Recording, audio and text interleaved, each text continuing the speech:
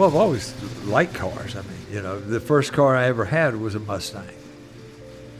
And the car we dated in was the Mustang. So that's kind of, I guess, been my thing pretty much all my life is driving the cars.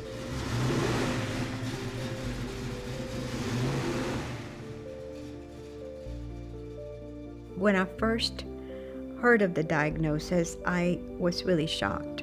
I couldn't believe that because cancer, lymphoma, which is what Bill was diagnosed with, it's just something you hear other people having. That's just not something that is going to happen to us. So I was really very shocked and scared. It's a little bit strange to me that I don't recollect a lot of this.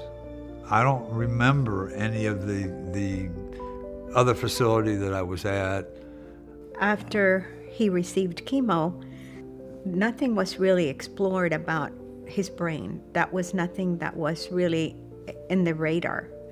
And then he started having episodes where he wasn't himself.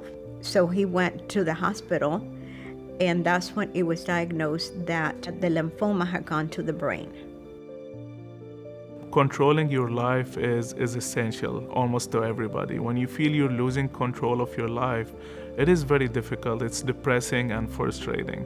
And that's what he felt, Mr. McDermott, when he had this lymphoma. He lost his independence. He was not able to do any of the activities that he had fun doing in the past. So after the other facility did not offer us any more options, it was recommended hospice.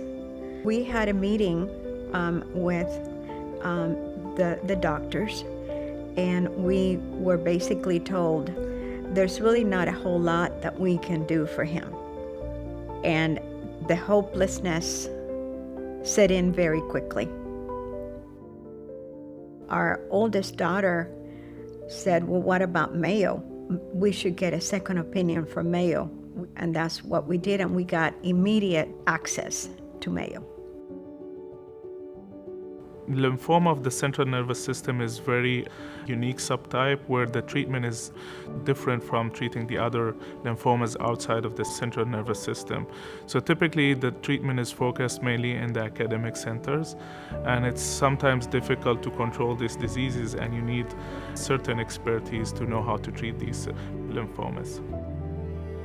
So when I saw Mr. McDermott first time, and I know his story and what he received in terms of treatment, I knew I could offer something that is less toxic and could control his lymphoma.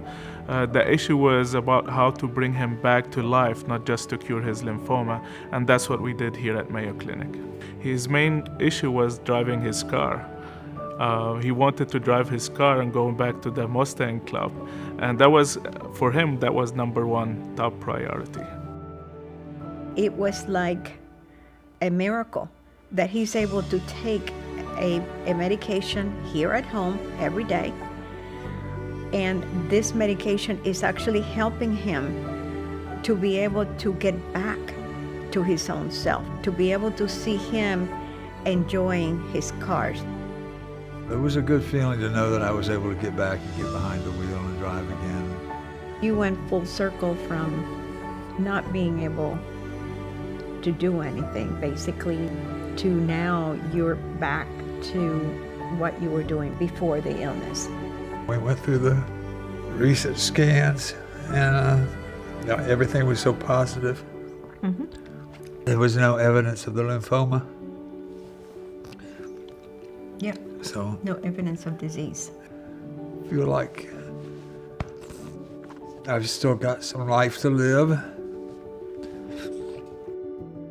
I think that my life would be really different if I didn't have him in my life. And every day I'm thankful to everyone in Mayo that worked so hard to get him to where he is today. Because I wouldn't have him today sitting next to me if it wasn't for Mayo. I remember the first time we went to Mayo Clinic, and we went upstairs to the second floor. and it was a lady that was cleaning. She stopped and she said, "Can I help you?" And so I said to her, "We're lost." And I'm sure I was probably in tears, very emotional, I'm sure. I'll never forget this because he was so telling. She grabbed my arm and she said, "You're with Mayo now. We'll take care of you." And I said, "You know what? I believe you. I believe you." You know, I mean, it was like instant blanket around us.